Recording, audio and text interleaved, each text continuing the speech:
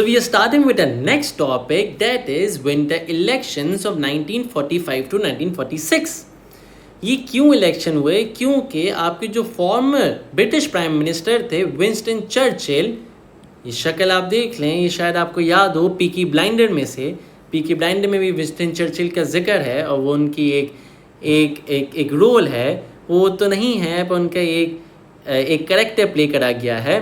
Basically मुद्दा ये है कि विंस्टन चर्चिल जो है वो ब्रिटिश के फॉर्मर प्राइम मिनिस्टर थे। 1945 से पहले वो निकाले जाते हैं और फिर आते हैं क्लेमेंट एटली।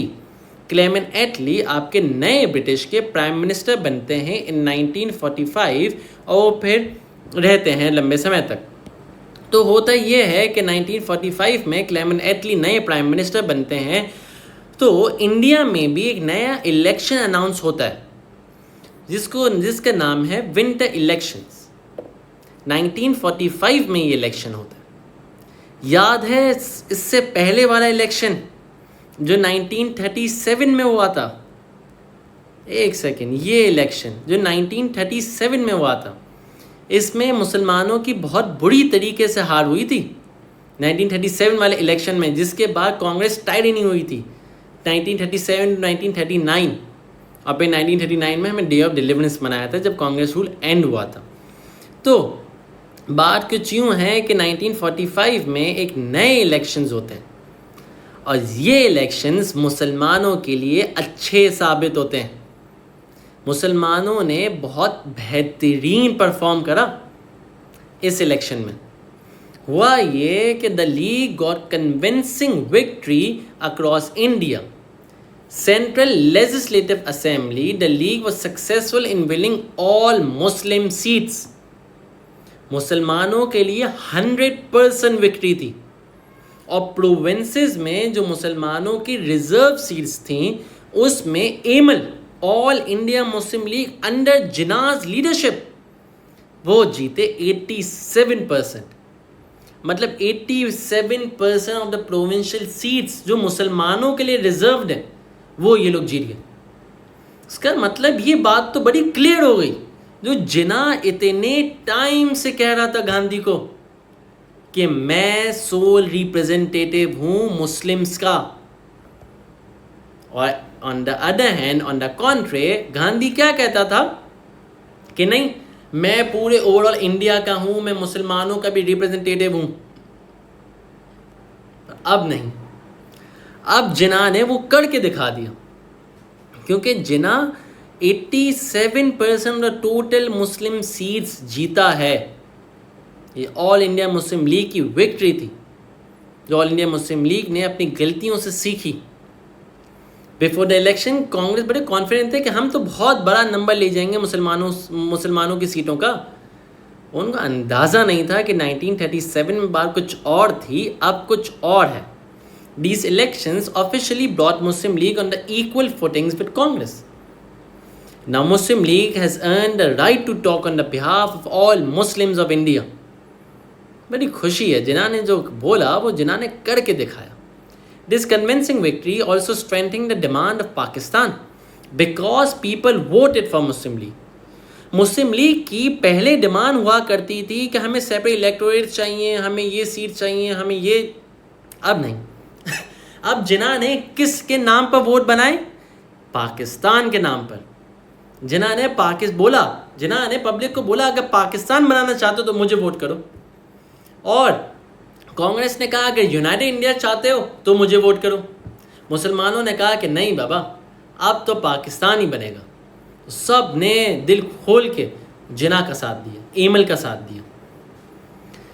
तो जो इसका रिजल्ट था, also bring into prominence the leadership qualities of Mohammad Ali जिना।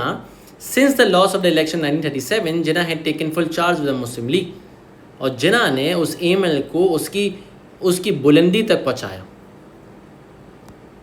ठीक, तो सवाल ये आता है कि 1937 1945 में फ़र्क क्या था? एक फ़र्क तो मैंने आपको अभी समझाया कि एजेंडा में फ़र्क था।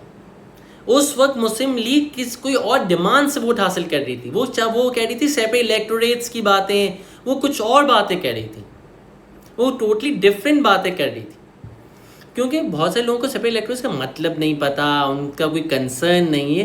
पर आज 1945 में जिन्ना ने ये बात कह दी कि मैं बनाऊंगा पाकिस्तान, अगर आप पाकिस्तान बनाना चाहते हो तो आप मुझे वोट करो। ये बड़ा सिंपल कॉन्सेप्ट था, ये बड़ा एजेंडा जो था वो बड़ा मजबूत था। ये जिन्ना ने ये पॉइंट पकड़ ली और सारे मुसलमानों ने पे जिन्ना का साथ दिया। This agenda was adopted officially after the famous Pakistan Resolution 23rd March 1940. This time the Muslim of Punjab, Sindh, NWFP and Bengal, ये 4 प्रोविंसेस में हमारी एक मेजॉरिटी पहले भी मुसलमानों की थी, अब मुस्लिम सीट्स की भी हमारे पास मेजॉरिटी होगी, पंजाब में, बंगाल में, सिंध में।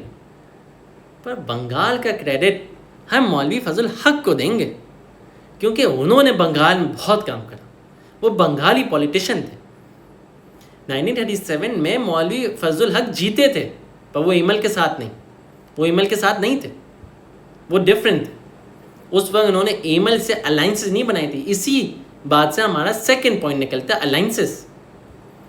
अब मौलवी फजल हक भी जिन्ना के साथ थे, मुस्लिम लीग की सीट से खड़े हुए थे, अपने सारे लड़कों को मुस्लिम लीग में लाए और बंगाल में मौलवी फजल हक ने अच्छी मेजॉरिटी हमें हासिल करके दी।